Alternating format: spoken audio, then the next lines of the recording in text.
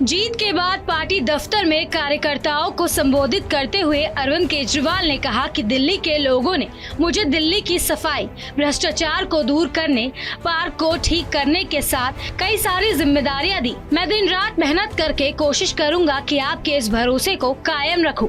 अभी तक उन्होंने हमें जो लोगों ने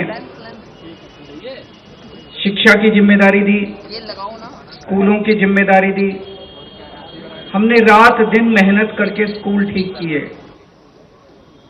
लाखों करोड़ों बच्चों का भविष्य बनाया।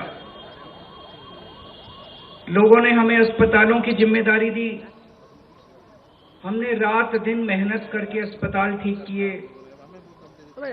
लोगों के इलाज का इंतजाम किया, अच्छे इलाज का इंतजाम किया। लोगों ने हमें बिजली की जिम्मेदारी दी, हमने बिजली ठीक की, बिजली मुफ्त की, 24 घंटे बिजली की।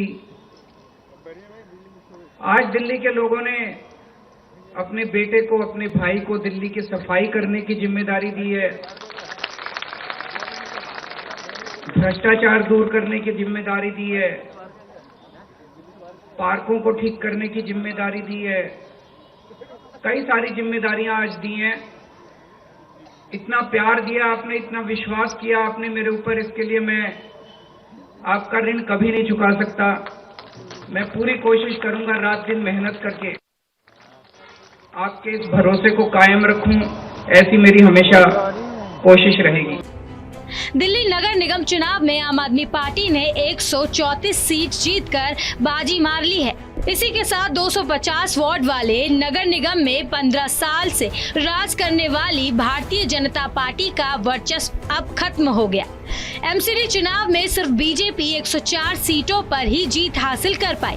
वहीं देश की सबसे पुरानी पार्टी कांग्रेस का सबसे बुरा हाल रहा, महज खाते में 9 सीट ही हासिल कर पाई। बाकी के 3 वार्ड अन्य उम्मीदवारों के खाते में गए। वहीं आम आदमी पार्टी की जीत हासिल होने के बाद अब दिल्ली का अगला मेयर कौन होगा, इसको लेकर कई नामों की चर्चा हो रही है। आइए हम आपको बताते हैं कि मेयर कैसे चुना जाता है। राजधानी दिल्ली में मेयर का चुनाव सीधे तौर पर नहीं होता है। चुनाव जीतकर आए पार्षद ही मेयर चुनते हैं। एमसीडी में जो पार्टी भी जीतकर आएगी उसका कार्यकाल 5 सालों के लिए होगा, लेकिन एक ही व्यक्ति 5 साल तक मेयर रहे, ऐसा नहीं होगा। दिल्ली में मेयर का कार्यकाल 1 साल के लिए होता है। एमसीडी में हर साल पार्षद मेयर का चुनाव करते हैं। 5 वर्षों में पहला साल मेयर के लिए महिला पार्षद के लिए आरक्षित है। पहला साल महिला के लिए तो वही, तीसरा वर्ष अनुसूचित जाति के पार्षद के लिए आरक्षित है। बाकी 3 साल मेयर का पद अनारक्षित होता है। पहले साल में महिला मेयर के तौर पर आपके भीतर महिला इकाई की प्रदेश संयोजक निर्मला देवी दिल्ली महिला आयोग की सदस्य रही। प्रोमिला गुप्ता और पार्टी की एक और नेता कैप्टन शालिनी सिंह के नाम की चर्चा हो रही है।